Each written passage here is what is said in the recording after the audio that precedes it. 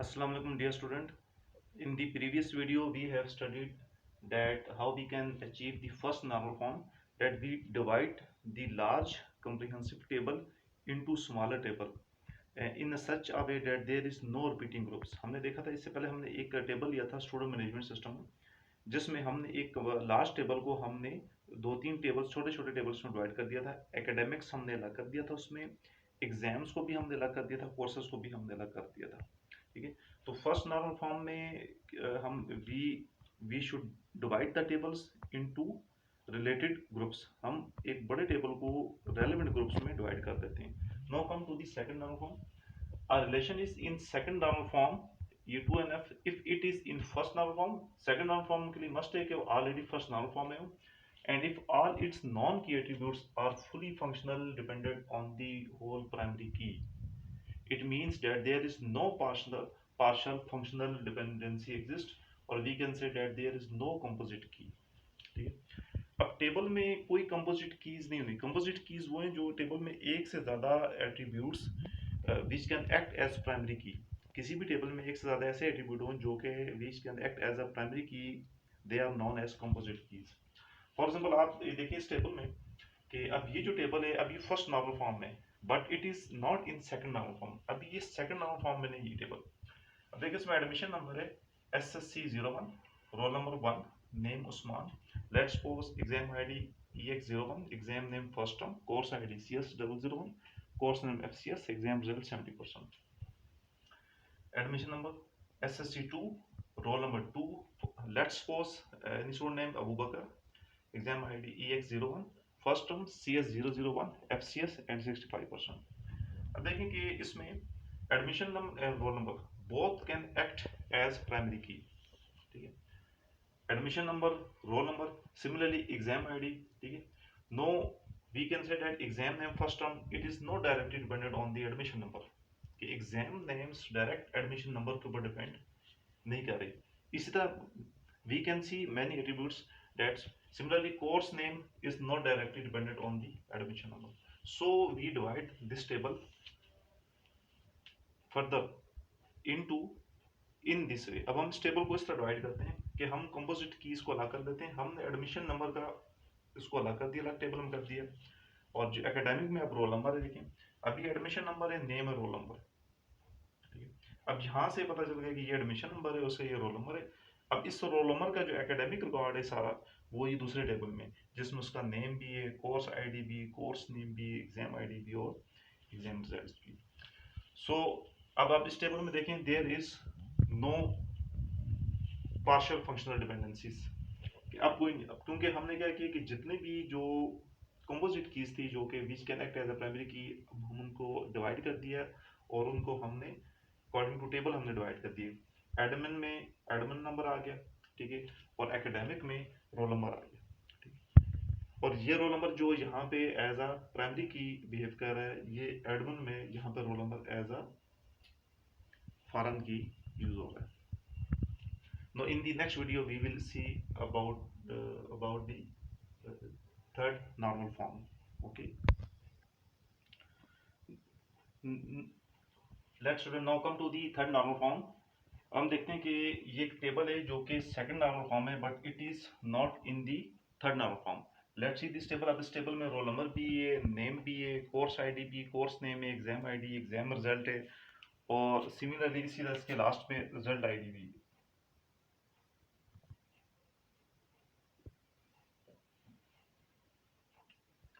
Result ID 1 हो गया और ये रिजल्ट आईडी 0 हो गया, R01 हो गया, रिजल्ट आईडी R0 हो गया। Let's suppose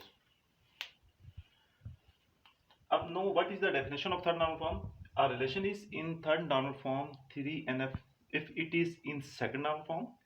third normal form में रिलेशन टेबल तब होगा कि वो ऑलरेडी सेकंड नॉर्मल फॉर्म में हो, and no non key attribute is dependent on another non key attributes.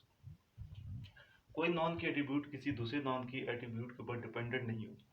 Second normal form में हमने ये देखा था कि there should be no composite key, कि टेबल में कंपोजिट की नहीं होनी चाहिए।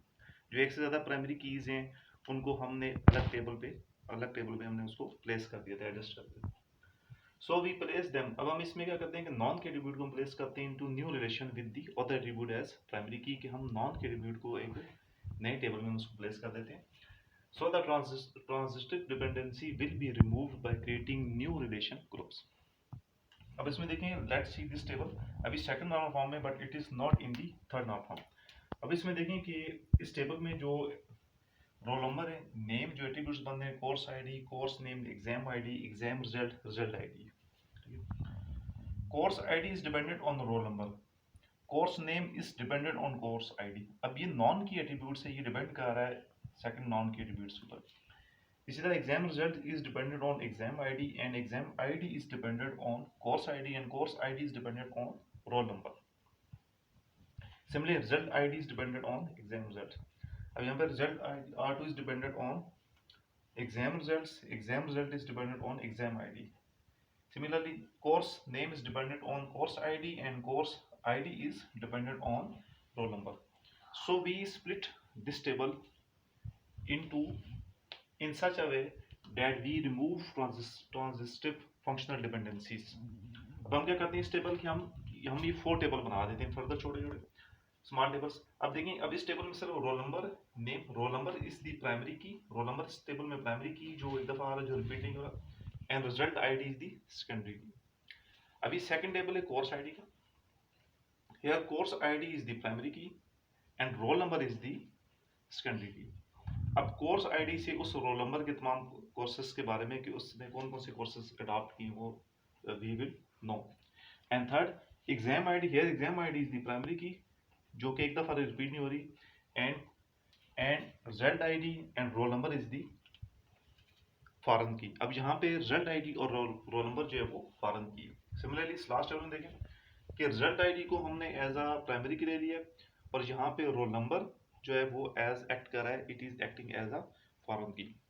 सो we can say that we divide the table, the last table into smaller tables, smaller in such a way that we remove the partial functional dependencies, that there is no composite keys in this table, and also we remove transitive functional dependencies, that no non-key attributes depend on other non-key attributes in the above given tables.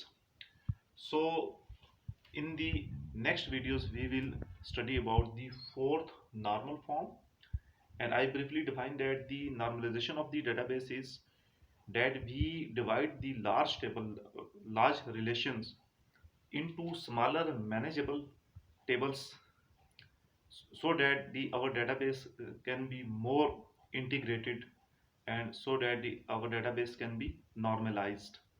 And in first normal form we divide the table into related groups. For example, we divide the comprehensive student management system into academic, exams and admin. And in the next second normal form we remove the composite keys, we in such a way that composite keys are those keys which can be act as a primary key. So we remove the composite key, and there is one primary key or one key that can be act as primary key in each table. हम हर tables further tables में divide करते हैं और हर table में एक primary देता है. And in the third normal form we see that the further the non key attributes that depend on the non key attributes, कि वो non key attributes जो दूसरे non key attributes को डिपेंड करें, we place them in the separate tables, हम उनको further separate tables में divide कर देते हैं.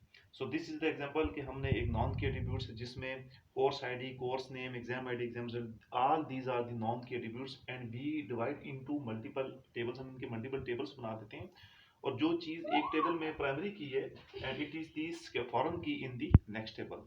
अब यहाँ पे ये नेक्स्ट टेबल में फॉरेन की. इसी तरह exam id, it is here primary key in this table, and but it is the foreign key in the result table. जो exam id इसमें primary की है, अब वो next result के टेबल में वो foreign की बन जाएगी. देखें इस बड़े टेबल को हमने एक roll number, admin, academic, course, हमने इसको 3-4 टेबल में डिवाइड कर दिया. रोल नंबर आप इसको you we can say that the class name, course का टेबल, एग्जाम्स और results. यानी we have divided this table into 4 table. First is the class, second course, third exams, and fourth is the results. and the key which is acting as foreign key as a result ID, which is here is foreign key and it is the primary key in the result table. Similarly, exam ID, which is acting as foreign key in result table, it is the primary key in the exam table. Similarly, we can say that here course ID, which is acting as the foreign key, we can say it is the primary key in the course table. We can say that in the course table, course ID is the primary key. In the class table, roll number is the primary key, and in the exam table, exams ID is the primary key. And further IDs, for example, roll number, we can say this is the foreign key. And in the result table, result ID is the primary key. So this is the process of creating multiple tables, and it all depends on the given database कि हम कितनी बड़े इदारे का database बनाने जा रहे हैं और किस लेवल पे हम उसकी नॉर्मलाइजेशन करने जा रहे हैं और इसके हम कितने मॉड्यूल क्रिएट्स कर रहे हैं. तो it's all depends on the given data कि नॉर्मलाइजेशन भी हम गिवन डाटा को डिपेंड करती है और we can further divides the tables into further more reliable tables that are integrated together. जो टेबल जो एक टेबल में प्राइमरी की है, when it is the foreign key in the next table, there is the relationship between primary and foreign key. So dear students, any question regarding this topic you may ask. Okay, thank you. Allah Hafiz.